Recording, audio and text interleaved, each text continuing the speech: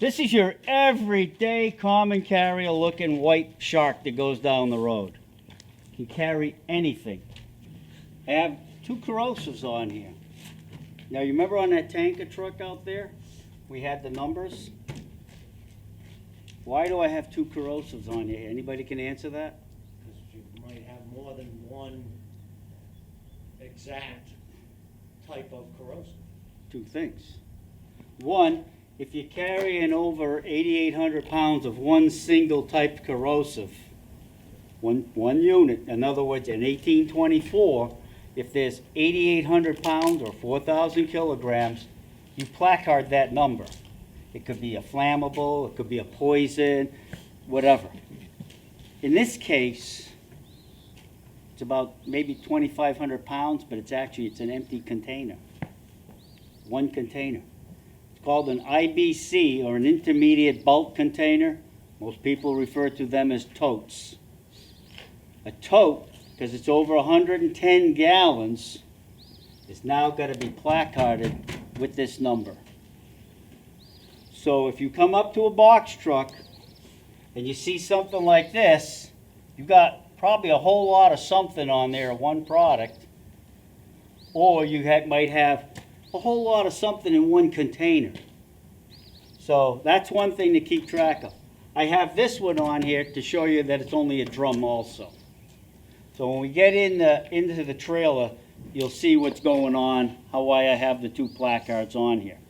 But like I said, typically most drivers, even if you have 3,000 pounds of one corrosive, they're going to go with this right here.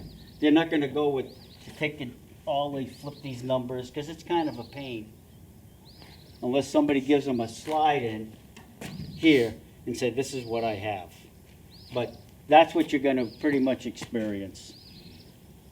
Questions on the placarding? Do these indicate location of the product in the truck, like Nope. the trailer, or Nope. is it just in general? Just in general.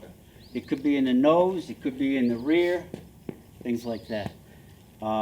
If you got like a general freight carrier going down the road, like New Penn, and he's got 18,000 pounds of carpets in the nose, and he went to Webco Chemical, and all of a sudden he picked up 4 drums of corrosive.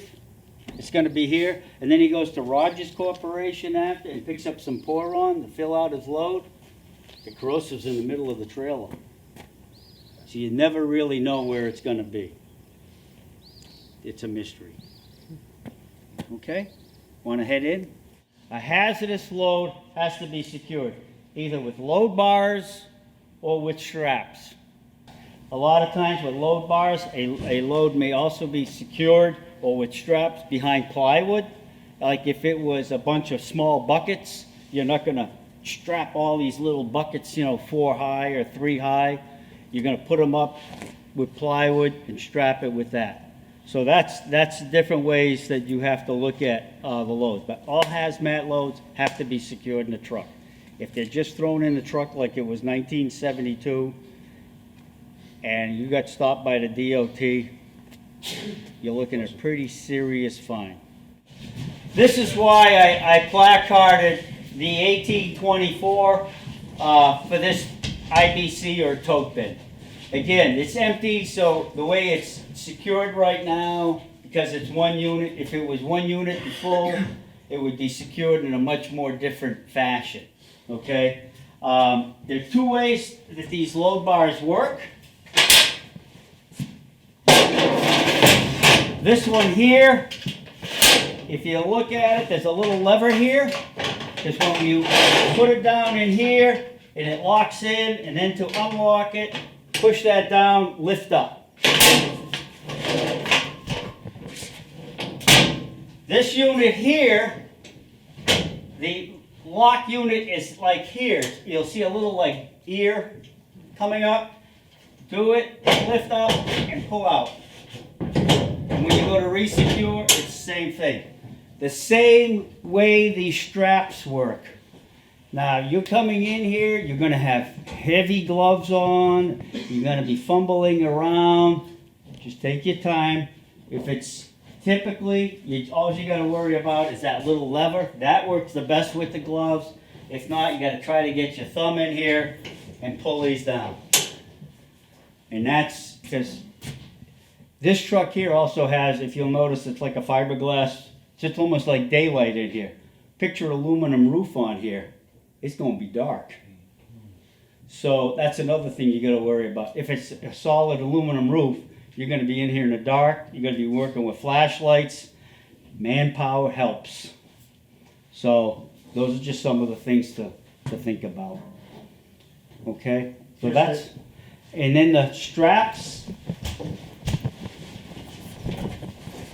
There's a typical on the strap that a lot of you people probably have used them for like securing loads and pickup. It's just pull forward and go out, and that's it. So, but the load bars, those are finger pinches if you don't know how to use them at first.